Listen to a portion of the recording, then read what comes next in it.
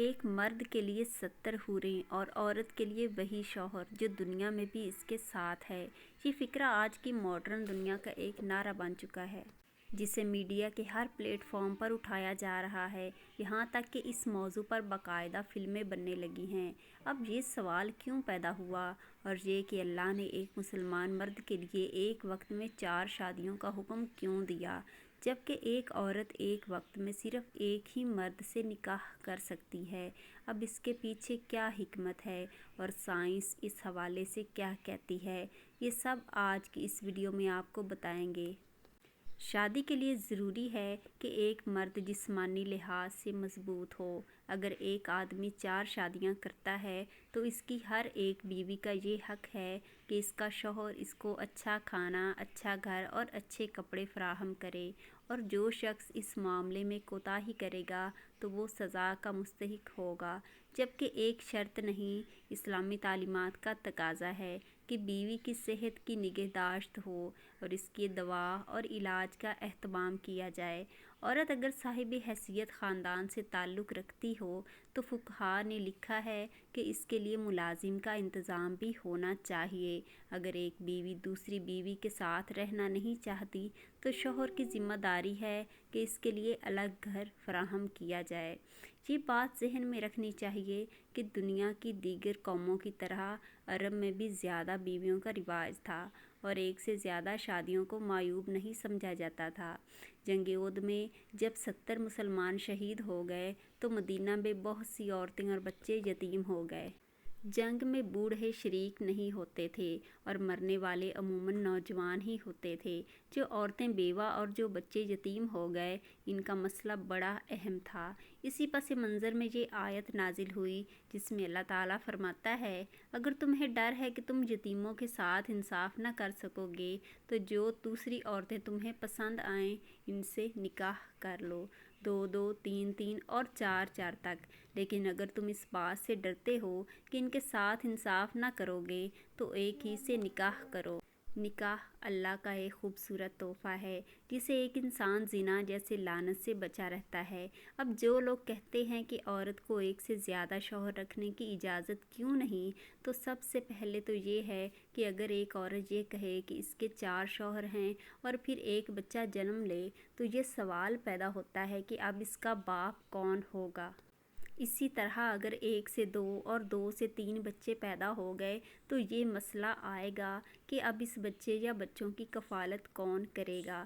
معاملہ باقی اخراجات کا ہے، اسی لیے ان چاروں میں سے کوئی بھی مرد ان کی کفالت کے لیے تیار نہ ہوگا، لہٰذا اب جو کچھ بھی بھگتنا ہوگا وہ اس اکیلی عورت کو ہی بھگتنا ہوگا۔ پھر سوال محض بچے کے اخراجات کا بھی نہیں ہے۔ ایک بچہ ماں باپ کی شفقت و رحمت چاہتا ہے تو اب اسے یہ شفقت و رحمت کون دے گا؟ اس لحاظ سے بچے کو نقصان پہنچے گا، نہ تو اسے پرورش اور تعلیم، صحت کے لیے کوئی رقم حاصل ہوگی اور نہ اسے باپ کی شفقت و محبت ہی نصیب ہوگی۔ اب خود سوچا جا سکتا ہے کہ اس قسم کے بچے اور ماں کا کیا حال ہوگا۔ یہ تو محض ایک ہی ہولناک نتیجہ ہے جو ایک عورت کی 4 مردوں سے بیک وقت شادی کے نتیجے میں سامنے آئے گا۔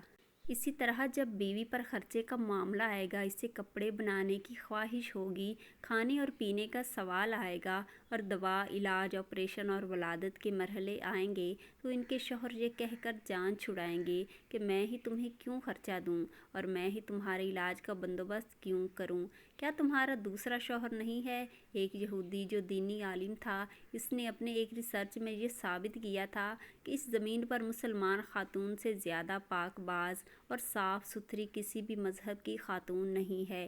اس نے اپنی ریسرچ قرآن کی اس آیت پر کی جس میں اللہ تعالیٰ فرماتا ہے، اور طلاق والی عورتیں اپنی جانوں کو 3 حیض تک روکے رکھے ہیں۔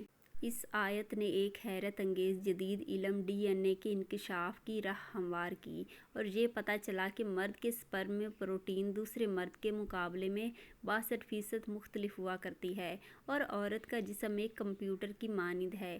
جب کوئی مرد ہم بستری کرتا ہے تو عورت کا جسم مرد کی تمام بیکٹیریا کو جذب کر لیتا ہے۔ اس لیے طلاق کے فوراً بعد اگر عورت کسی دوسرے مرد سے شادی کر لے یا پھر بیک وقت کئی لوگوں سے جسمانی تعلقات استوار کر لے تو اس کے بدن میں کئی DNA جمع ہو جاتے ہیں جو خطرناک وائرس کی شکل اختیار کر لیتے ہیں اور جسم کے اندر جان لیوا امراض پیدا ہونے کا سبب بنتے ہیں۔